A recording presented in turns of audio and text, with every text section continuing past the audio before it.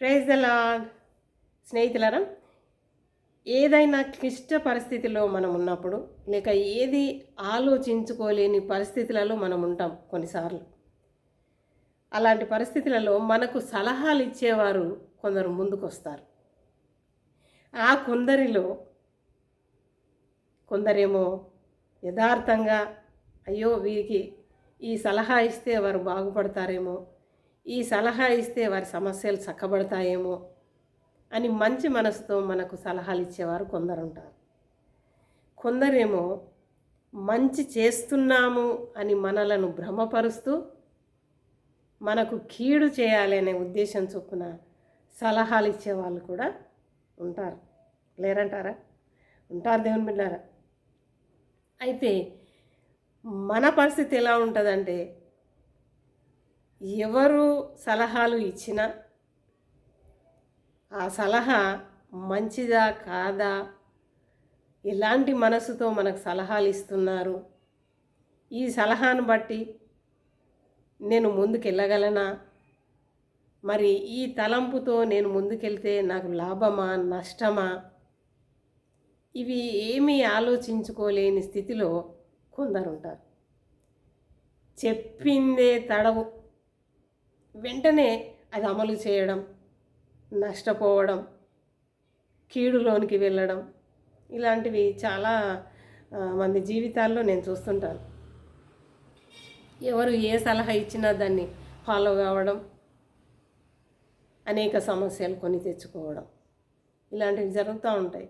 గ్రహించాలి దేవుని బిడ్డలారా, ఎవరు మనకు సలహా ఇచ్చినా మనం కొంత ఆ సలహాను విని, దీన్ని బట్టి నేను ముందుకెళితే నాకు లాభమా నష్టమా, నాకు మంచి జరుగుతుందా కీడు జరుగుతుందా, ఇవన్నీ ఆలోచించాలి కదా.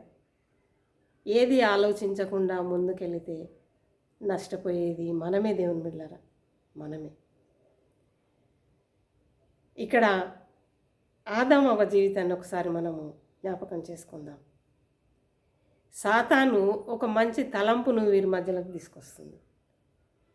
ఈ పండు తినొచ్చు, తింటే మీరు దేవతల స్వరూపాన్ని ధరించుకుంటారు, దేవుడు ఈ పండు తింటే మీరు చస్తారు అని చెప్పాడు కదా, కానీ మీరు చావనే చావరు, చాలా చక్కని జీవితం మీకు ముందుంది అని సాతాను చెప్తుంది. ఒక విధంగా మాకు ఇంత మంచి మేలు చేస్తుంది, ఇంత చక్కటి తలంపు మాకు ఇస్తుంది, మా గురించి ఇంత మంచిగా ఈ సాతాను ఆలోచిస్తుంది అని అనుకునేంతగా మరి సాతాను వాళ్ళను భ్రమ పెడుతుంది. అలాగే మన విషయంలో కూడా కొందరు ఉంటారు దేవుని బిడ్డలారా, నాకు చాలా మేలు చేస్తున్నారు వీళ్ళు అని మనం అనుకుంటాం, కానీ ఆ మేలు వెనుక వారి హృదయాంతరంగాల్లో ఎంత కీడు దాగుందో అది నీకు నష్టం జరిగిన తర్వాత అర్థమవుతుంది. కాబట్టి దేవుని బిడ్డలారా, క్రీస్తు యేసు నామంలో ముందుకెళ్తున్నప్పుడు మనము ఎవరు ఏ ఆలోచన ఇచ్చినా ఆ ఆలోచనను బట్టి కొంత మనము మన వ్యక్తిగతంగా ఈ ఆలోచన కరెక్టేనా, నేను వెళ్ళడం సరి అయిందేనా అని ఆలోచించుకోవాలి.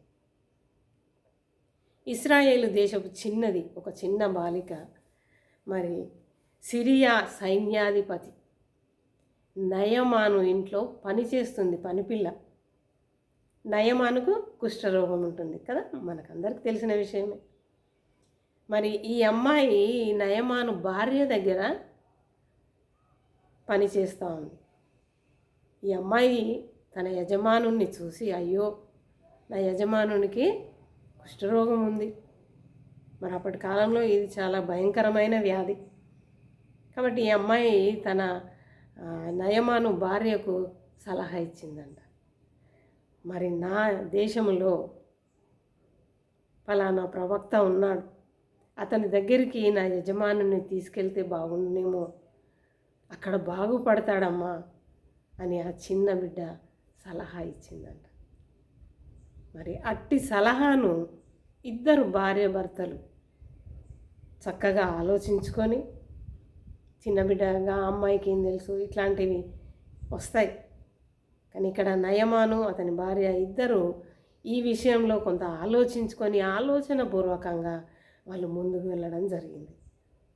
అలా వెళ్ళడాన్ని బట్టి అతని కుష్టు వ్యాధి తెలుసు కదా, అంతా చక్కగా తయారయ్యాడు. పసిబాలుని వలె అతని దేహం అయిందంట. చూడండి దేవుని బిడ్డలారా, ఆ బిడ్డ యథార్థంగా నేనేదో పరాయి దేశంలో ఉన్నా అని కాకుండా ఎక్కడున్నా నా వంతుగా నేను మంచి ఆలోచననివ్వాలి, ఒక సహాయం నేను చేయాలి అనే ఉద్దేశం చొప్పున బిడ్డ మరి మంచి తలంపును వారితో పంచుకున్నది. దాన్ని బట్టి ఆ కుటుంబము భవిష్యత్తులో ఎంతో సంతోషించే సమయం వాళ్ళకు వచ్చింది. దేవుని బిడ్డలారా, ఇలాగే మనందరి వ్యక్తిగత జీవితంలో కూడా మంచి సలహా ఇచ్చే వాళ్ళు ఉంటారు. అయితే వాళ్ళను మనం గమనించాలి. వీరు సలహా ఇస్తే నాకు మంచి జరుగుతుందా లేదా, వీళ్ళు ఇచ్చిన తలంపు ద్వారా నేను ముందుకు వెళితే లాభమా నష్టమా అని ఆలోచించుకొని ముందుకెళ్దాం. మరి నీకు కీడు తలపెట్టే వాళ్ళు ఇచ్చే ఆలోచనను, నీకు మేలు చేసే వాళ్ళు ఇచ్చిన ఆలోచనను రెండిటిని మరి దేవుని సన్నిధిలో పెట్టి నువ్వు ప్రార్థించి చక్కగా నీవు ఆలోచించినట్లయితే ఆ ఆలోచనలో నుండే దేవుడు నీకు ఒక మంచి తలంపును ఇస్తాడు. నువ్వేది చేయాలి అనేది దేవుడు నీకు బయలుపరిచినప్పుడు ఆ ప్రకారం నువ్వు ముందుకెళ్తే నీవు ఆశీర్వాదకరమైన త్రోవలో నడుస్తావు. లేదా నువ్వు ఏది ఆలోచించకుండా ఎవరు ఏది చెప్తే దానికి నువ్వు ముందుకెళ్తే నష్టపోయేది నీవే. కాబట్టి దేవుని బిడ్డలారా, సలహాలు ఎందరో ఇస్తారు, కానీ అట్టి సలహాలను మనము ఎట్లా రిసీవ్ చేసుకోవాలి, ఏ విధంగా ముందుకెళ్ళాలి అనేది ఆదామవ్వల విషయంలో మరి నయమాను విషయంలో మనం తెలుసుకున్నాం. కాబట్టి హృదయపూర్వకంగా మంచి ఆలోచనలు ఇచ్చే వాళ్ళను అనుసరించడం నేర్చుకుందాం. మరి ఆ విధంగా ముందుకెళ్ళే కృప దేవుడు మనకందరికీ ఇవ్వాలని కోరుకుంటున్నాను. దేవుని బిడ్డలారా, మరి ఈ మధ్యకాలంలో చాలా మటుకు మరి దాదాపు 1000 దాటిపోయాను. సబ్స్క్రైబర్స్ ఎందరో కొత్త వాళ్ళు సబ్స్క్రైబ్ చేశారు. మరి మీ అందరికీ పేర్లు అయితే నాకు తెలియదు. మీ అందరికీ పేరు పేరు వరుసన నా హృదయపూర్వకమైన ధన్యవాదాలు తెలియజేసుకుంటున్నాను. మరి నేను ఈ ప్రతి వీడియో ముందు నేను అడగట్లేదు, అయినా మీరు మరి నా యొక్క ఈ వీడియోలు చూస్తూ మీరు సబ్స్క్రైబ్ చేస్తున్నారు. షార్ట్స్ని బట్టి కూడా మీరు సబ్స్క్రైబ్ చేస్తున్నారు. మరి మీ అందరికీ నా హృదయపూర్వకమైన వందనాలు. దేవుడు మిమ్మల్ని మీ కుటుంబాలను సమృద్ధిగా దీవించి ఆశీర్వదించునుగాక. దేవుని బిడ్డలారా, ఇంకా ముందుకు ఈ వీడియోస్ ఎవరైనా చూస్తున్నట్లయితే దయచేసి సబ్స్క్రైబ్ చేయండి. మరి ఇంకా మీకేమైనా తలంపులు ఉన్నట్లయితే అవి నాతో షేర్ చేయండి. మీరు తప్పకుండా ఎవరి గురించైనా మనం మాట్లాడుకోవాలి అని అంటే మరి ఫలానా వారి గురించి మాట్లాడండి అని మీరు నాకు కామెంట్ పెట్టినట్లయితే వారి గురించి కూడా మనము నేర్చుకుందాం. దేవుని బిడ్డలారా, మరి ఇంకా ముందుకు నా ఈ వీడియో చాలా చక్కగా దేవుని మార్గాలను విశదీకరిస్తూ ముందుకెళ్ళాలని నా కొరకు మీరందరూ ప్రార్థన చేయండి. మరి చివరిదిగా దేవుడు మరి ఒకసారి మిమ్మల్ని మీ కుటుంబాలను దీవించాలి, ఆశీర్వదించాలని కోరుకుంటూ ప్రత్యేకంగా